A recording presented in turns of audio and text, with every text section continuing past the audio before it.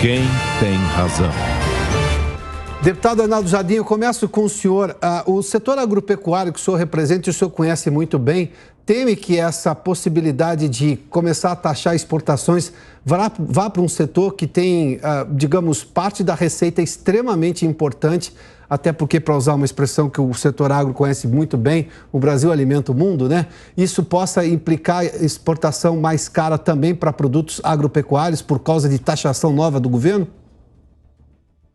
Este é o temor, Piotr. É por essa razão que nós estamos aqui. Saudar o professor Roberto Trosser, que é uma pessoa muito qualificada e que certamente vai nos permitir fazer um bom debate aqui.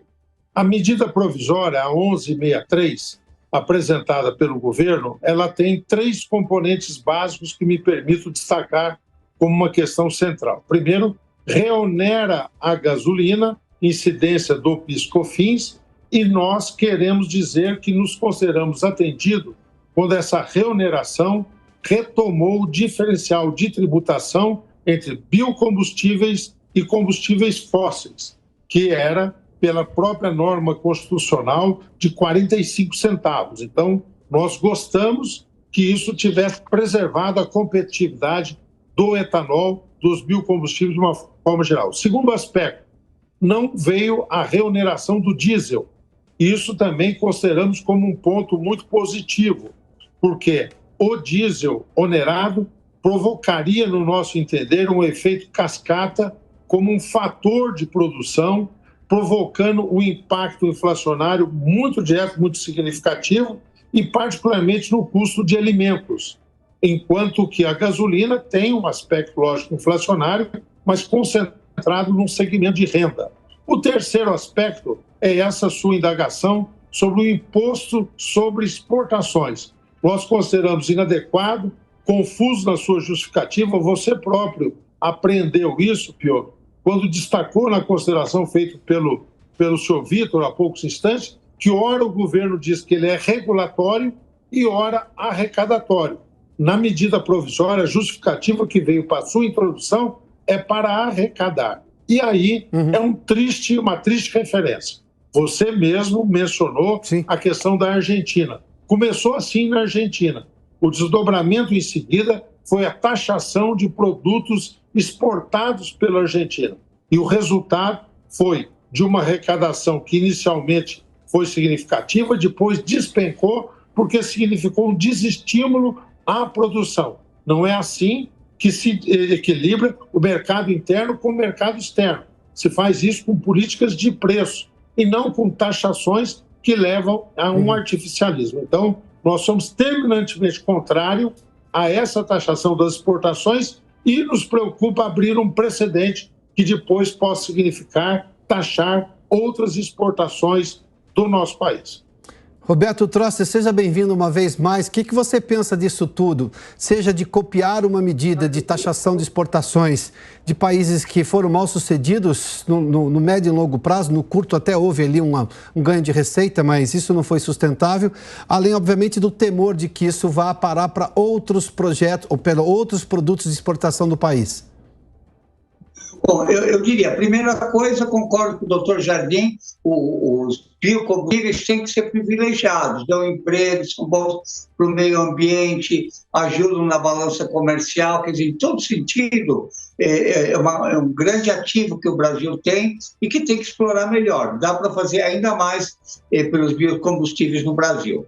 A segunda coisa, ninguém gosta de tributos, ninguém gosta, quer dizer, qualquer imposto que você vai colocar, todos são contra. Agora, tributar mais a gasolina, qualquer imposto é ruim, mas é menos ruim do que tributar outras coisas. Normalmente, as camadas de classe mais altas proporcionalmente mais combustíveis que os mais pobres. Então, você tirar um pouco mais dos mais ricos para ter mais renda é importante. A terceira, e eu acho que o governo aqui não vai aumentar impostos. Se ele está com déficit, ele está aumentando a dívida, então não aumenta imposto agora, aumenta imposto depois. Quer dizer, a dívida nossa está crescendo, você tem um déficit primário, números redondos de 1% do PIB e números redondos 5% do PIB de juros. A dívida está crescendo. Quer dizer, mais credível é mais imposto atualmente, é menos investimento e menos crescimento. Sobre o imposto de exportação, aí eu discordo um pouquinho do doutor Jardim. Eu acho que você não pode tributar muitas coisas, mas petróleo sim, você tem que tributar petróleo, exportação. Por quê? O diferencial de custos e de preço do petróleo é muito grande. Em números redondos, o custo de extração do petróleo aqui é $30, o petróleo está em $60. Se apropriar de parte desse ganho do combustível fóssil e usar outros fins, é muito bom. Além de ser um imposto regulatório, arrecada. Então, acho que o governo fez isso. Faria mal se quisesse tributar o agro, outras coisas. O que a gente está discutindo é o governo começar, diante do que a gente sabe da sanha arrecadatória de um governo que tem uma ideia de gasto muito maior, de gasto público muito maior, perceber que a conta não vai fechar só taxando o petróleo, a exportação do petróleo.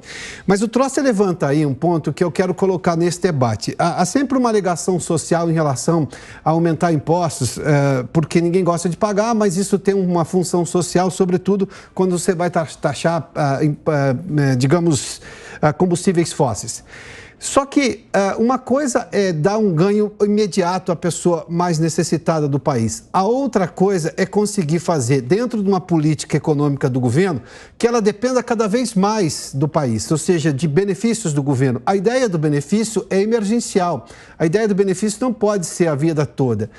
O governo, quando aumenta gastos públicos, quando parece que não chegou com um plano econômico pronto, parece que não entendia a realidade do país, e aí você vai buscar, digamos, receita nova com taxação de petróleo, é só um aspecto, não demonstra que o governo está fraco nessa ideia de apresentar ideias críveis, de longo prazo e sustentáveis em relação à economia, seja para atender o mais necessitado nesse momento, o que é absolutamente justo, é impossível imaginar que alguém seja contra isso, mas no longo prazo, de fazer com que essa pessoa realmente tenha um crescimento pessoal, porque a economia vai crescer como um todo? Deputado, eu começo com o senhor. A mais perversa das medidas econômicas para a população de baixa renda será a volta da inflação, Pior. Então, eu tenho total acordo com relação a você. A inflação, ela é claramente discriminatória, ela prejudica os mais pobres, ela implica, o professor bem sabe disso, em transferência de renda.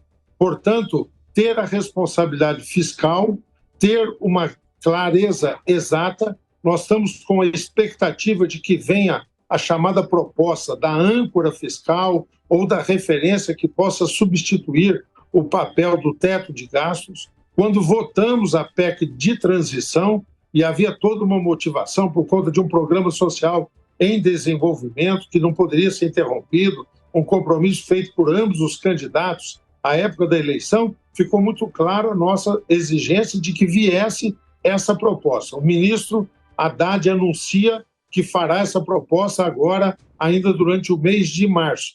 E eu estou de acordo, essa é a referência maior que nós queremos ter. Não há políticas de distribuição de renda que se sustentem se não fecharmos a conta e se não tivermos a expectativa de equilíbrio fiscal. É por conta disso que, mesmo tapando o nariz, nós concordamos com a volta da oneração da gasolina, que dá um sentido nessa busca, e acompanhamos muito de perto um conflito interno no governo. Eu diria que o ovo de Colombo, e talvez o professor possa detalhar isso com mais fundamento do que eu vou dizer, mas o ovo de Colombo, primeiro que tem esse governo, é o seguinte: como combinar políticas de distribuição de renda com combate à inflação para manter referências macroeconômicas. Eu acho que a resposta a isso, e nós estamos vendo ações conflitantes do governo, nós estamos vendo medidas contraditórias sobre isso, isso que vai dar o perfil da política econômica do governo Lula. Trosser, eu vou adicionar só um ponto a mais agora nesse mesmo questionamento. Você vê o governo comprometido com a lógica de recuperar a economia e ter crescimento econômico, ou de resolver o que ele prometeu na campanha, independentemente de como vai entregar o país? Porque isso é um fato na história do PT no governo. Bom, três coisas. Primeiro, eu concordo totalmente com o doutor Jardim. Não conseguiria expressar melhor o que ele falou. Segundo, Eu acho que o grande problema do Brasil, não só de hoje, de sempre, é miopia. Estamos tão preocupados em fechar as contas em 2023 que a gente não olha para 2033. Qual vai ser o nosso projeto do Brasil? Não existe. Quer dizer, então se fala se o governo tem algum compromisso. Eu nunca, até agora, não vi esse compromisso com o futuro que a gente devia ter. Na questão, e coisas simples não são olhadas a fundo. Um exemplo é, voltando para o preço dos combustíveis. O preço do combustível é o preço do petróleo e o preço do dólar. O mercado do dólar brasileiro, você tributa o mercado à vista, então um agricultor exporta ou faz uma CC, paga IOF, mas se alguém faz uma operação no mercado futuro de curtíssimo prazo, não paga. Quer dizer, você poderia, nós temos assim 360 bilhões de reservas, para quê? Enfeite, que é um seguro muito caro. Só dando um número geral, a Selic que está 13,75%, a taxa de juros lá fora está 3%, quer dizer, nós temos 10% de juros sobre 300 bilhões só para reservas. Em vez de a gente usar as reservas para estabilizar o câmbio, ter uma engenharia financeira melhor. Tributar, eu acho que o Brasil, por exemplo, a aplicação financeira você não tributa. Você tem aplicações financeiras que são isentas, mas você tributa o crédito. Quer dizer, então a gente tem que pensar um pouquinho mais longe. O que a gente tem que fazer para crescer? Né? Você faz você anunciou um pouquinho antes aquele programa que renegocia, mas se você não corta o mal na origem, é uma coisa que vai ser postergada lá para frente. Que eu fiz menção à questão do Refis. Quando o Refis foi lançado, eu vou lhes contar aqui uma coisa, senhores. Eu estava na sala do advogado que foi um dos criadores da ideia, lá do primeiro Refis. E ele me contou qual era a lógica. Vamos fazer um Refis agora, porque as empresas estão endividadas, muito em função, por parte desse, vamos usar a expressão moderna, manicômio tributário brasileiro, mas tem que fazer a reforma tributária. A reforma tributária nunca foi feita, não se sabe se será feita ainda esse ano, e aí criou-se uma sucessão de refis. A minha preocupação com o desenrola, viu, Trosser, que você fez menção, é que sim, a medida é boa porque as pessoas, os solavancos econômicos geraram pobreza e endividamento. Não dá para colocar só nas costas das pessoas, não. O país também contribuiu para essa insegurança financeira das pessoas, o que gera endividamento. Agora, se eu não criar uma lógica de crescimento da economia sustentável do país, ela vai ficar endividada daqui a 2 anos de novo. E aí eu vou ter que fazer outro desenrola, como é a história do Refis. Deputado, uma última resposta do senhor, depois... pois não, deputado. Resposta, Piotr, só um comentário ligeiro sobre isso que você está dizendo, porque agora tem que vir uma proposta de âncora fiscal, vamos dizer o seguinte. E a medida provisória, essa que nós estamos debatendo agora, ela tem prazo de vigência até final de junho. Então, uma proposta definitiva para os combustíveis, a discussão do fundo de estabilização de preço, que possa ser algo como um amortecimento nas flutuações dos preços internacionais, esse debate tem que ser feito já, porque em junho nós teremos de novo essa discussão sendo colocada. Deputado, então, rapidamente, o senhor vê nesse governo esse plano de longo prazo que o Trosser fez menção há pouco? Não há referência a isso. Eu hoje participei no Sindicato dos Engenheiros de São Paulo, quero fazer um justo reconhecimento de um debate que o sindicato lançou, a Frente Nacional dos Engenheiros, chama o programa Crescer Brasil. Estava lá o nosso vice-presidente da República, o doutor Geraldo Alckmin. E ali eu ouvi coisas que me pareceram muito fundamentadas, muito sensatas. Ele falou de competitividade, ele falou de um plano estratégico de fertilizantes, que é uma dependência que nós temos do agro vulnerável, falou na redefinição dentro da cadeia internacional de suprimentos de uma política para chips, semicondutores, e apontou, assim, algumas medidas que dão estrutura a um programa de retomada do crescimento. E fez uma declaração de compromisso com a estabilidade no que diz respeito à responsabilidade fiscal. A dúvida é se essa visão irá prevalecer no governo Lula. Trosser, vou voltar a você. De alguma forma, você já deixou subentendido na sua resposta anterior, mas agora a pergunta é objetiva. Você vê nesse governo essa ideia de longo prazo de recuperar a economia de vez, ou seja, inclusive indo contra as próprias ideias que eles têm sobre a economia, mas olhando para o país nesse longo prazo?